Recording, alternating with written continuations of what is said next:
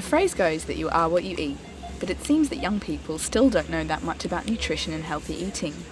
In a study from the Academy of Nutrition and Dietetics, those who read nutrition labels on food value healthy eating and watch what they eat over those who don't, and young adults at university are the ones ignoring the labels. 20-year-old Mitch McBurney is studying at the University of New South Wales, but still lives at home, and though he knows what's healthy, admits that he rarely looks at the labels. I definitely do care about the number of kilojoules or the nutritional content of food, but I think that I'm quite trusting that the foods that I buy will just be good for me because they're on the shelf already. I don't think I would find myself comparing labels or looking at the calorie count or the kilojoule count of specific foods pretty much ever. I think the main thing that I look for is price if I ever do shopping or grocery shopping myself. Dietitian Ravinda Jolly says that young people aren't looking at the nutrition labels on food as they can come across as very complicated.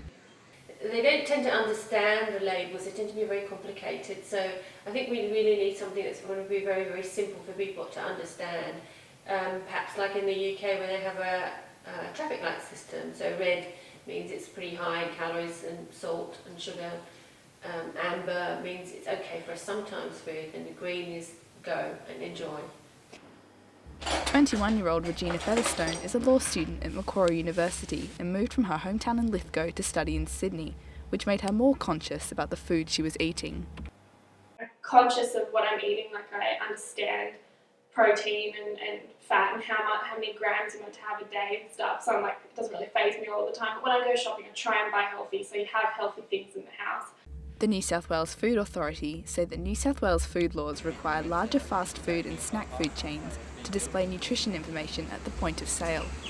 I probably eat more takeaway than what I eat at home. It's not necessarily always bad, but you also don't have your parent there saying like, no, we're having this for dinner tonight.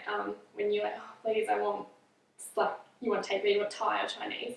I mean, it all depends on your budget, but I know that since I've moved out of home, I probably buy more food, whether it be a sandwich, Subway, or Indian or something like that.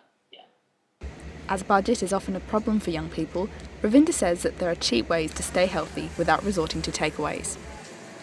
If you buy fruit and vegetables that are in season, for example, they're going to be a lot cheaper than if you buy them when they're out of season. But also frozen foods are very, very nutritious. You could, if you're going to have noodles, if you put some peas or frozen corn in there and just cook it very lightly, retain the vitamin C, but also it's got lots of fibre and other phytonutrients that come with those vegetables. I mean, I feel like there's no point even checking nutritional values of Tim Tams. Like, you know it's bad. Like, a double-coated Tim Tam is like 116 calories. I know that off the top of my head because if I want a double-coated Tim Tam, I'll have one. So if I do buy something bad, I try and know how bad it is. That way I limit it. But there's really no point a lot of the time when you're buying chocolate and you just want to eat the whole thing, so there's no point in knowing how bad it is for you if you're just going to eat it all. Yeah.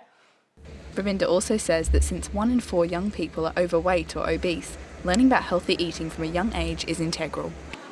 I think you need to start at school. I think people need to learn what nutritious food is, because a lot of people don't know the basics. They need to know that it has to start with 2 and 5 serves of fruits and vegetables a day. And if you do that, you have less room for the nasty, very fatty, very sugary foods. So if you get that balance right and then go for whole grains, there's going to be less room for other less nutritious foods.